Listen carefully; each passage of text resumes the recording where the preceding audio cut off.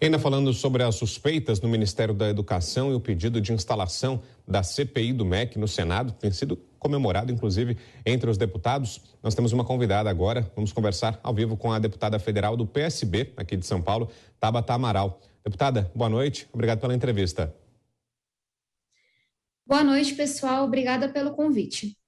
Deputada, a grande queixa do governo e de parlamentares que defendem o presidente Jair Bolsonaro é que essa CPI, instalada há pouco tempo das eleições, acabaria tendo um viés eleitoral, acabaria funcionando como um palanque político para adversários que queiram atacar o presidente Jair Bolsonaro. A senhora vê esse como um cenário possível ou até o cenário mais provável, de fato, deputada, ou não? Olha, vou falar aqui como deputada que sou, mas também como ativista pela educação e ex-aluna de escola pública.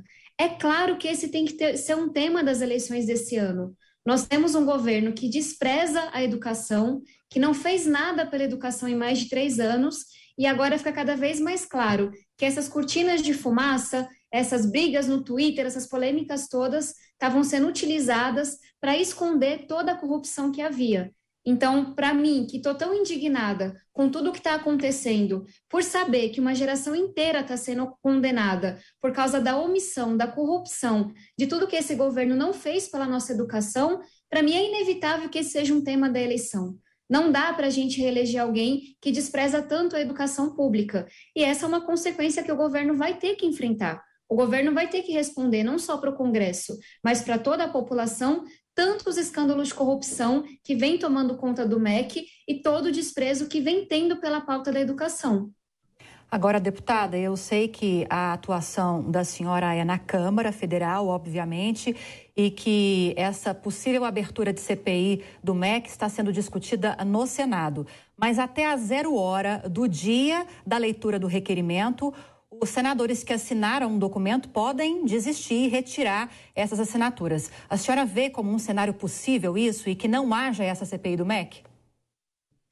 Olha, a gente está agora mobilizando toda a população para pressionar cada senador e cada senadora para que aqueles que assinaram não retirem sua assinatura e para que outros possam entrar. É importante a gente ressaltar que existe hoje o orçamento secreto, também conhecido como emendas do relator. O que é isso? 20 bilhões de reais do dinheiro público, do dinheiro que deveria ir para a saúde, para a educação, para a pesquisa, que o governo está utilizando para comprar o apoio de parlamentares. Foi assim na votação do homeschooling. 400 milhões de reais do orçamento secreto foram liberados para que os deputados votassem essa matéria. Então, é claro que a gente está competindo com o governo que está liberando o recurso do orçamento para mudar o voto, para mudar o posicionamento desses parlamentares. Mas, do outro lado, a gente tem toda a sociedade.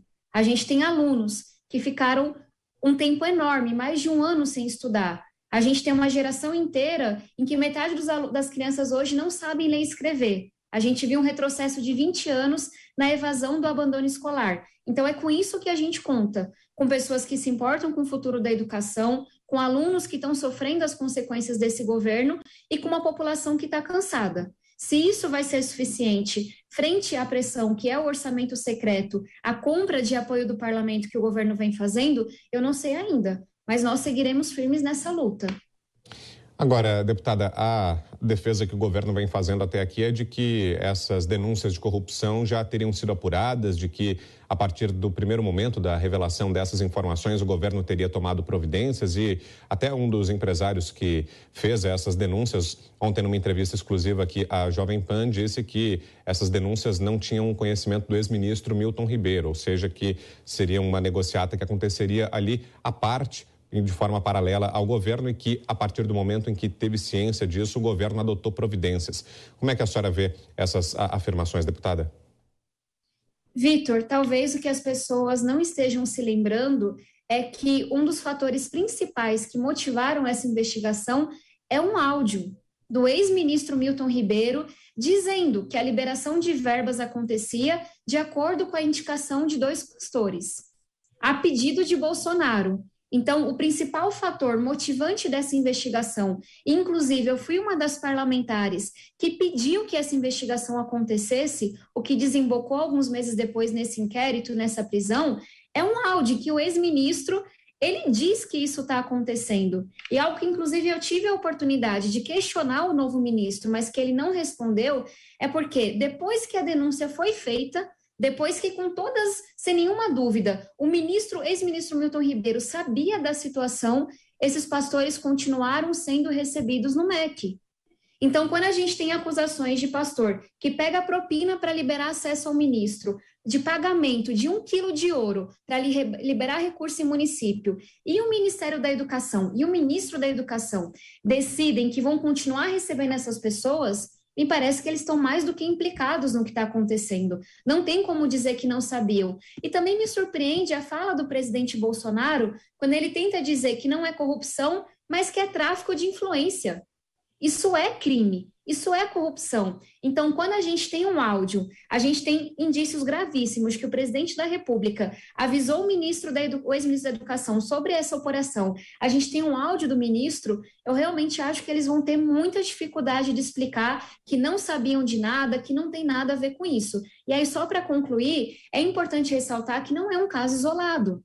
A gente está vendo uma série de corrupções no MEC. Eu poderia falar das escolas fakes, que você tinha a escola sendo construída, a obra foi interrompida para colocar em local de parlamentar que apoia o governo, poderia falar dos ônibus superfaturados, poderia falar das bíblias que foram impressas com fotos do ex-ministro, poderia falar dos 18 bilhões de reais que estão irregulares nas contas do FNDE, dos kits de robótica que foram para escolas que não faziam o menor sentido para favorecer líderes do governo aqui no Congresso.